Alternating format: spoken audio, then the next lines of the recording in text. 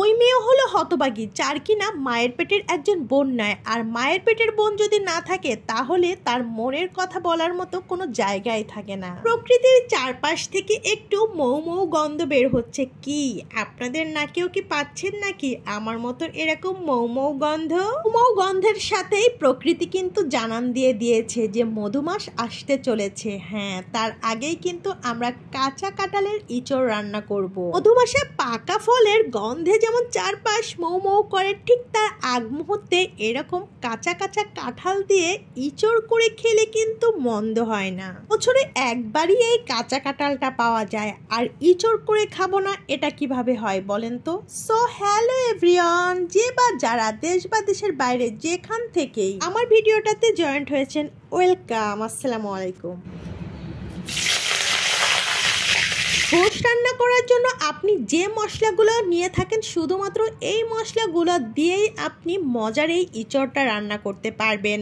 যারা কিনা কখনোই ইঁচড় রান্না করেননি কিংবা কষ্ট মনে করেন, তাদের জন্য খুব সহজে ইঁচড় রান্না করার একটা সহজ রেসিপি আজ আপনাদের সাথে শেয়ার করলাম।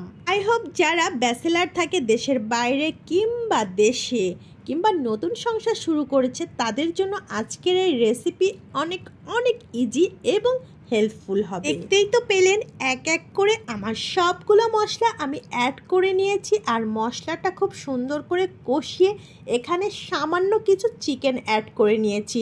আপনি চিকেন ছাড়াও গরুর মাংস কিংবা চিংড়ি মাছ, তাছাড়াও আপনি এমনিও কিন্তু ইঁচড়টা রান্না করতে পারবেন, শুধুমাত্র একটু মশলার পরিমাণটা বেশি দিবেন।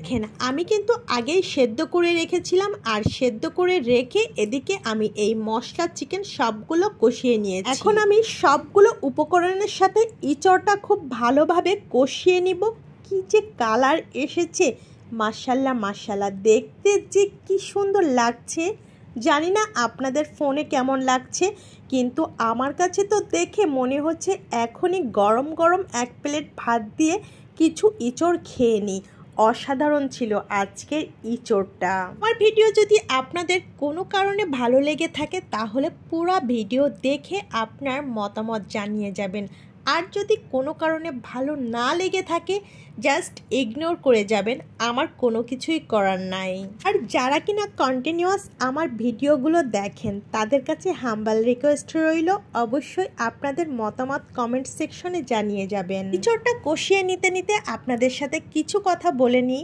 আসলে প্রথমে যে কথাটা বলছিলাম, যার একজন মায়ের পেটের বোন নাই, সেই বোন সত্যি পৃথিবীতে অনেক বেশি হতভাগী। কারণ মায়ের পেটের একজন বোন না থাকলে নিজের মনের কথা বলার মতো জায়গা থাকে না, আর নিজের কথা বলতে না পারা মতো কষ্ট পৃথিবীতে আর মনে হয় দ্বিতীয় কোনো কষ্ট নাই। আপনি যতই মানুষকে আপন মনে করেন না কেন, মানুষ হয়তো বা সে নিজের দিক থেকে আপনাকে নাও আপন ভাবতে পারে। এর কষ্ট মানুষকে না বলা বড় কষ্ট।